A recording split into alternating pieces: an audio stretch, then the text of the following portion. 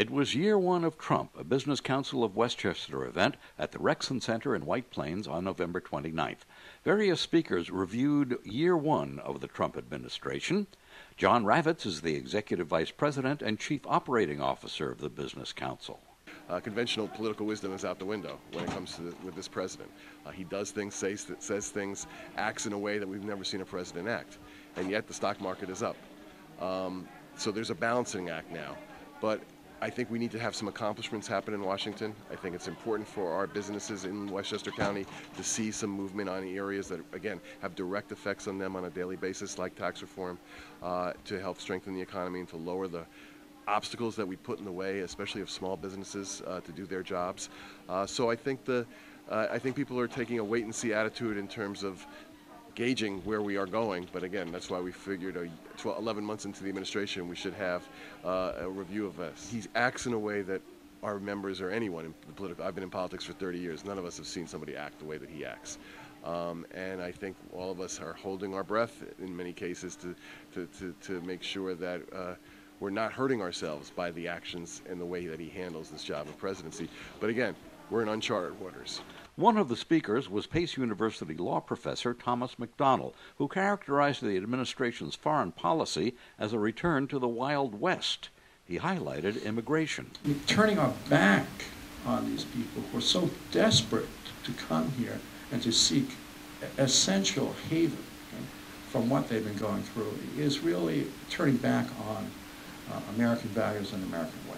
And this has hurt us. Len Newman, a tax advisor with Greenberg Traurig of New York City and former president of the city's tax commission, discussed elements of the proposed federal tax changes. Well, the impact, if they do in fact eliminate the state and local tax deduction, will put a lot of pressure on the city and the local communities, the surrounding counties' budgets.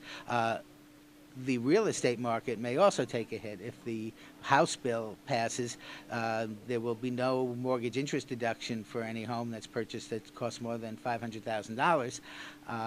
The Senate has a $1 million, it leaves the $1 million threshold.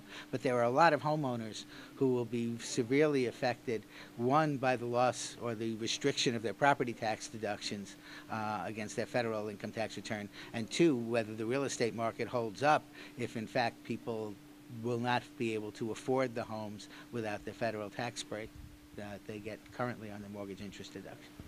David Birdsall, an international affairs expert from Baruch College, pointed to the growing lack of trust some people have in the country's institutions and the efforts by some to deconstruct those institutions.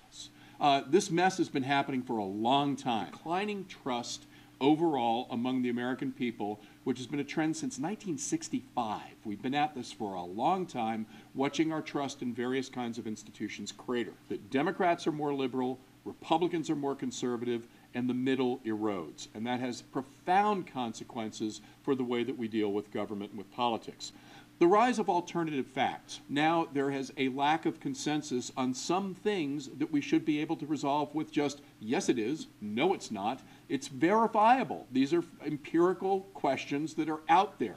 Political differences actually predict what you think about fact circumstances, and that's troublesome for many of us. Also among the speakers, Veronica Vanterpool, a member of the MTA Board of Directors, who pointed to the failure of the president to present a plan for infrastructure and transportation improvements right off the bat as promised, instead proposing drastic funding cuts. Well, what Trump has said is that after there is tax reform legislation, he will then turn his attention back to infrastructure. That has, of course, been a huge disappointment from the American public, who has been waiting for details on infrastructure. Again, water, sewer infrastructure, school buildings, our roads and our bridges and our transit systems. Statewide, there are municipalities all over New York State that want to invest more in transit, but are unsure because a lot of the federal grant programs are proposed to be eliminated. As Metro North is part of the MTA overall system, the anticipation is yes, every single division of the MTA system, so you're talking Metro North,